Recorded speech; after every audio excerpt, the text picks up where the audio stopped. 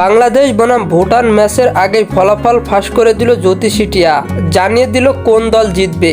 হ্যাঁ দর্শক, জানতে হলে ভিডিওটি না টেনে সম্পূর্ণই দেখতে থাকুন আপনারা। বাংলাদেশের লাল সবুজ জার্সিধারী আজ সন্ধ্যায় প্রীতি ম্যাচে মাঠে নামবে ভুটানের বিপক্ষে।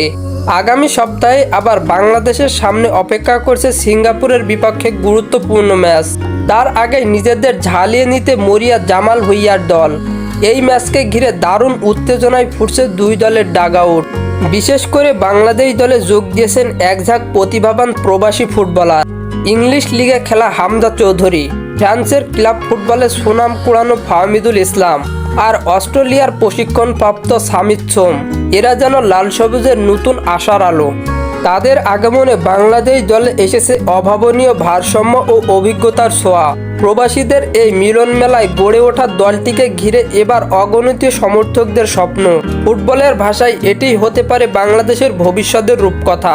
আগের চেয়ে এখন একাদশ অনেকটাই পরিপক্ক, বাংলাদেশের অনেক বেশি আত্মবিশ্বাসী। আজকের ম্যাচ কেবল জয় নয়, আত্মবিশ্বাস গড়ার স্বপ্ন হয়ে উঠতে চলেছে বাংলাদেশের জন্য। প্রতিপক্ষ ভুটানও প্রস্তুত তাদের সর্বোচ্চটা উজাড় করে দিতে। তাদের চোখেও রয়েছে জয়ের স্বপ্ন। তবে এই ম্যাচকে ঘিরে ভবিষ্যৎবাণী করল জ্যোতিষী টিয়া।